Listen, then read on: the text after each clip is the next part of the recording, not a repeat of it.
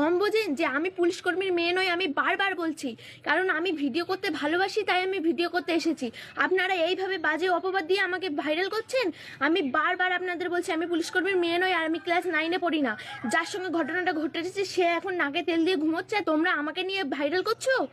তোমাদের একটু মানুষ মানে কি বলবো, তোমাদের মাথায় একটুকুও বুদ্ধি নেই যে আসলে ঘটনাটা কি ঘটেছে, কার সঙ্গে ঘটেছে আপনারা না জেনে আমাকে বাজে অপবাদ দিয়ে ভাইরাল করে দিচ্ছেন।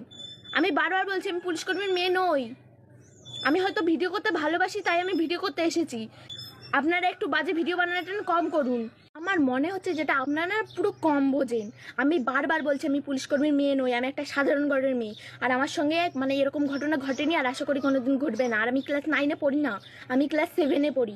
আর আপনারা যদি না জেনে থাকেন, যদি জানতে চান, তাহলে হাড়োয়া থানায় গিয়ে জেনে আসুন, পুলিশের কাছে গিয়ে। কি বলবো, মানে আমার না আপনাদেরকে দেখে না হাততালি দিতে ইচ্ছে করছে। ছি, মানুষ কতই না খারাপ হতে পারে। তাই বারবার বলছি, জোর হাত করে বলছি তোমাদেরকে, আমাকে নিয়ে বাজে ভিডিও বানানো বন্ধ করুন। আমি সেই মেয়ে নই। আপনাদের কাছে কি মানে কোনো প্রমাণ আছে যে আমার সঙ্গে আমি পুলিশ কর্মীর মেয়ে, আমি ক্লাস 9-এ পড়ি, আমি সেই মেয়ে? দিদি আমি ক্লাস 9-এ পড়ি। জ্যোতি মানে জ্যোতি হবে ওটা। জ্যোতি দিদি ভাইয়ের বাবা মা কোথায়? কই দেখিনি তো কোনোদিন।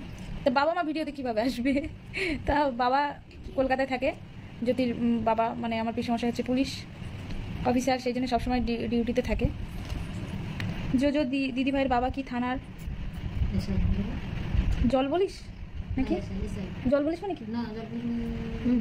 ও আচ্ছা আচ্ছা, না না না না না, এসআই। ওর বাবা হচ্ছে এসআই, থানার এসআই। ঝুমকি শুভম মণ্ডল লিখেছে সায়ন দাদার বিয়ে কবে? ওই দিদির সাথে বিয়ে হবে। কে বললো? ভিডিও করলে কি হবে? তাহলে তো আমরাও ভিডিও করি। আরও মেয়েরা আসে, আইবুড়ো মেয়েরা, তারাও তো ভিডিও করে। ভিডিও করলেই কি বিয়ে করতে হবে? না, আমি ড্যান্স করি না। জ্যোতি করতো, তা ও এখন করবে কি আমি জানি না, সেটা ওর সাথে কথা বলতে হবে। আপনার কথাটা হচ্ছে আমিও শখ, মানে এই ব্যাপারটা জেনে আমি নিজেও বিশ্বাস করতে পারছি না, আমি নিজে মানতে পারছি না জিনিসটা। এবার তোমাদের কথা কি বলবো? কথা হচ্ছে আমি সত্যি কথা বলতে আমি নিজেই অবাক, আমি নিজেই বুঝতে পারছি না যে এই ঘটনাটা কিভাবে ঘটলো। মানে আমরা হচ্ছে ওখানে ভিডিও করি, যেমন এটা হচ্ছে আমাদের কাজ। আমরা ভিডিও করতে যাই, ভিডিও করা হয়ে গেলে আমরা চলে আসি একটা নির্দিষ্ট সময়ের মধ্যে। এবার তারপর কি?